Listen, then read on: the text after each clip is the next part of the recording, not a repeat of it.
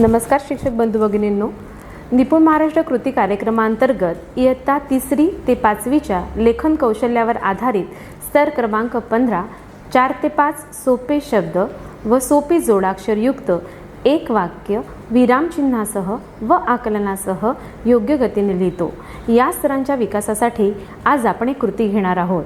पण कृती घेण्यापूर्वी आपण विद्यार्थ्यांची पूर्वज्ञान जागृती करून घेऊया।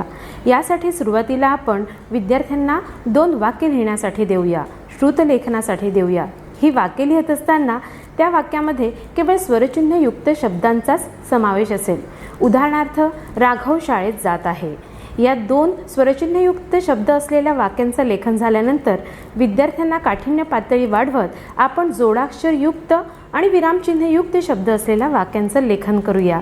उदाहरणार्थ, राघव अभ्यास करत आहे। त्यानंतर ही 2 जोडाक्षरयुक्त शब्द असलेली वाक्य लेखन झाल्यानंतर पुन्हा काठिण्य पातळी वाढवत ज्या वाक्यामध्ये विरामचिन्हांचा समावेश आहे अशी 2 वाक्य विद्यार्थ्यांकडून लिहून घेऊया। उदाहरणार्थ, राघव म्हणाला, मी गणित सोडवतो। यांसारख्या वाक्यांचा श्रुतलेखनाद्वारे विद्यार्थ्यांकडून सराव करून घेऊया। त्यानंतर शिक्षक म्हणून आपण ती विधानं फलकावर लिहूया।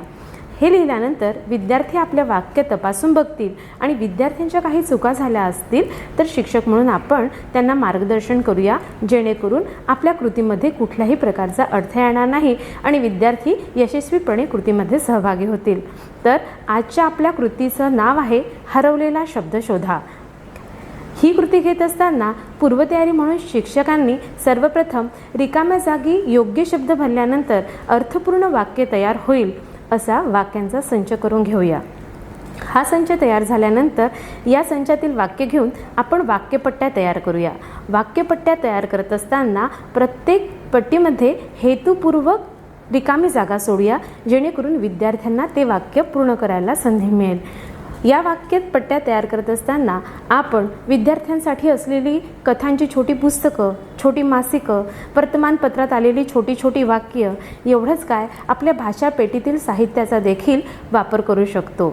ही विधानं तयार झाल्यानंतर आणि वाक्यपट्ट्या तयार झाल्यानंतर मग आपण आपल्या प्रत्यक्ष कृतीला सुरुवात करूया। ही कृती करत असताना आपण विद्यार्थ्यांचे 2 गट करूया।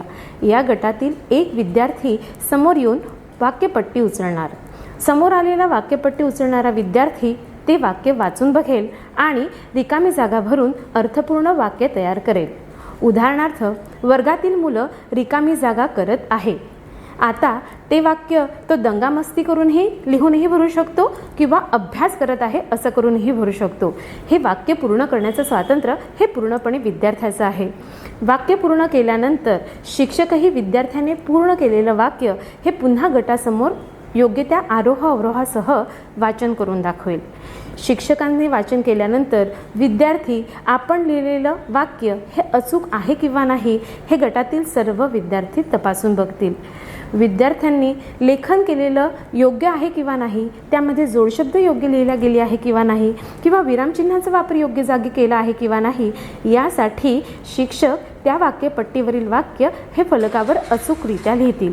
हे वाक्य लिहिल्यानंतर विद्यार्थी आपण लिहिलेलं वहीतलं वाक्य योग्य आहे किंवा नाही हे फलकावरून तपासून पाहतील। यासाठी आपण विद्यार्थ्यांच्या वह्यांची अदलाबदल करूया आणि त्यानंतर मूल्यांकन झाल्यानंतर ज्या विद्यार्थ्यांनी जास्तीत जास्त वाक्य बरोबर लिहिले आहे किंवा ज्या गटांनी जास्तीत जास्त वाक्य लिहिलेली आहे त्या विद्यार्थ्यांचं आपण बक्षीस देऊन स्वागत करूया।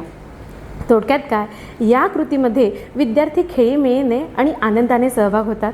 त्यानंतर विद्यार्थ्यांना अभिव्यक्त होण्याची संधी मिळते आणि अगदी सहजतेने विद्यार्थ्यांमध्ये श्रुतलेखन हे कौशल्य विकसित होण्यासाठी मदत होते। धन्यवाद।